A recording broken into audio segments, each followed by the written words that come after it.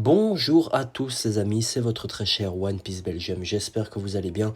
Je sais, ce titre va faire beaucoup parler dans les commentaires, mais je suis persuadé après ce chapitre que Sanji va posséder, ou possède déjà, le Haki des Rois, tout comme Zoro. Alors, avant toute chose, n'hésite pas à liker, à commenter, à t'abonner et à bien sûr activer la cloche. C'est parti. On va parler du chapitre un peu dans le désordre parce que je vais commencer par parler de Sanji et de ses nouveaux power-up. Ça y est, Sanji a enfin éveillé son exosquelette et ses pouvoirs de Vinsmoke. On le voit d'ailleurs dans la dernière page du chapitre, il ne ressent rien face au sabre de Queen. Et j'aime comment Oda développe Sanji dans ces derniers chapitres. Parce que grâce à ces nouveaux power-up, il règle un peu le cas Sanji. Sanji n'était pas super puissant à l'arrivée de Wano Kuni. Oui, il avait son Red Suit, sa Diable Jump, mais bon, il faisait pas le poids face à des commandants Yonko comme Queen ou comme Katakuri, Smoothie ou même Jack. Oda vient de régler l'un des plus gros problèmes, je trouve, de Sanji, qui était de base son endurance, sa capacité à recevoir des coups. On se souvient tous à Punk Hazard comment Sanji était en PLS face à Vergo quand il lui avait littéralement cassé le tibia. Je pense que c'est pas anodin si on a vraiment un focus sur les os brisés et tout ça par Queen, parce que Oda veut vraiment faire un parallèle avec ce qui s'était passé à Punk Hazard. De ce fait, avec l'éveil de l'exosquelette de Sanji, Oda a réglé son problème de endurance, on va dire, sa défense. Maintenant, j'ai envie que Oda développe la puissance de Sanji, parce que même s'il a son Raid Suit et son exosquelette, ça ne change pas grand-chose à sa force de frappe. Étant donné que Zoro dans cet arc a eu deux power-up massifs, il a eu Enma et il a eu aussi la révélation du Haki des Rois, je pense que Sanji va lui aussi avoir deux power-up. Il a pour l'instant l'éveil de son exosquelette, son pouvoir de Vinsmoke, et je crois aussi qu'il va développer peut-être le Haki des Rois. Je vous vois déjà derrière vos écrans, les fans de Zoro, en train de dire que je dis carrément de la merde et que c'est impossible que Sanji ait le Haki des Rois, eh bien j'ai envie de vous dire, si Sanji peut avoir le Haki des Rois, pourquoi pas en fait. Quand on prend un parallèle avec l'équipage de Roger, Roger avait 4 membres qui avaient le Haki des Rois dans son équipage. Il y avait lui-même, Rayleigh, Shanks et Oden. Luffy compte actuellement 2 utilisateurs du Haki des Rois dans son équipage, lui et Zoro. Si on rajoute à ça le fait que Yamato va potentiellement rejoindre l'équipage de Luffy et que potentiellement Yamato a le Haki des Rois. Je pense que Yamato a le Haki des Rois étant donné que son père Kaido l'a et on sait que ça se transmet un peu de père en fils. Il n'y a qu'à voir Goldie Roger, Big Mom, sûrement Dragon. Je vois pas pourquoi Kaido et Yamato ne seraient pas compris dans le lot. Du coup, ça ferait Luffy, Zoro et Yamato. Pour que le parallèle soit établi, il faudrait qu'il y ait un autre utilisateur du Haki des Rois dans l'équipage de Luffy et je pense que cela va être Sanji. Mais ça ne s'arrête pas là parce que sinon ce serait un peu bête, un bête parallèle entre Roger et Luffy pour un utilisateur d'Haki des Rois. Mais Sanji rentre vraiment dans toutes les cases de la description des utilisateurs du Haki des Rois. C'est un être qui est élu. Élu pourquoi? C'est la meilleure création de Judge Vinsmoke. Ce que Judge Vinsmoke cherchait depuis tant d'années, il l'a en fait réalisé avec Sanji. On peut dire que c'est un élu. C'est aussi un être élu car c'est la personne qui va découvrir All Blue. Et All Blue, ce n'est pas rien. La personne qui découvre All Blue sera connue dans le monde entier, au même titre que le roi des pirates ou le meilleur sabreur du monde comme Zoro. Je ne vois pas pourquoi Sanji ne serait pas au même rang que Luffy et Zoro en termes de rêve. Le Haki des Rois est un talent inné. Je pense que Sanji l'a depuis le début du manga, mais qu'il ne l'a pas encore éveillé. Tout comme Zoro ne l'a pas encore éveillé, c'est juste Kaido qui lui a dit, Zoro ne savait même pas qu'il l'avait utilisé. Et Oda nous a présenté de nombreuses fois Zoro et Sanji comme les deux ailes servant à Luffy pour être roi des pirates. Du coup, je ne vois pas pourquoi Sanji serait moins, on va dire, gâté que Zoro en termes de power-up.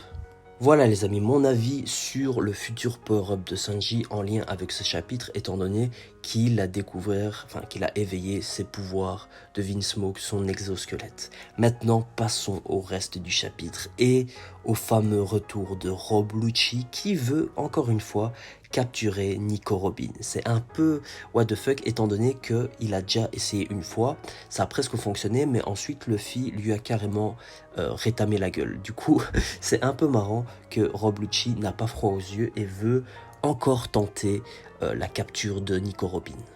Très intéressant d'ailleurs le fait que le gouvernement mondial veut mettre Wano Kuni sous la tutelle justement du gouvernement mondial.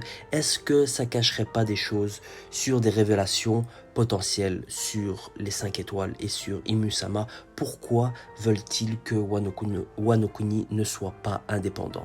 Je pense tout simplement que c'est parce que il y a 800 ans, lors du siècle oublié, Wano Kuni était un allié de l'ancien royaume qui a défié les 20 rois, les 19 rois plutôt, qui ont fondé le gouvernement mondial. Du coup, c'est pour ça que le Gorosei et Imusama ne veulent pas que Wano Kuni soit indépendant, parce que dans ce cas, il y aura peut-être une nouvelle alliance, Wano Kuni, l'île des hommes poissons, Skypiea peut-être, contre l'actuel gouvernement. Donc voilà, ça va un peu loin, mais je pense que vous avez capté le raisonnement derrière cela. Nous avons une partie sur Yamato, d'ailleurs on voit sa forme animale qui est juste splendide. Oda, il a vraiment réussi à 100% Yamato, que ce soit son chara-design, le chara-design de son fruit du démon, les pouvoirs de son fruit du démon et aussi sa forme animale qui est juste magnifique. C'est une sorte de grand loup, vraiment, je kiffe à fond. Maintenant, Yamato se dirige vers Onigashima pour essayer de désamorcer les bombes, les explosifs qui sont dans les caves d'Onigashima. Je pense qu'en fait, elle va découvrir le Road Poneglyph de Kaido. On a un peu oublié ce Road Poneglyph durant cet arc, mais Kaido en a un et il se trouve sur Onigashima. Peut-être que Yamato va le découvrir dans sa recherche pour désamorcer les explosifs. Ce serait vraiment pas mal. Et qui d'autre que Yamato pour trouver le deuxième Road Poneglyph des Mugiwara? Ce serait vraiment trop classe pour l'équipage. Malheureusement, pas de chapitre la semaine prochaine et ça me saoule de fou. Mais prochain chapitre, ça risque d'être du très lourd.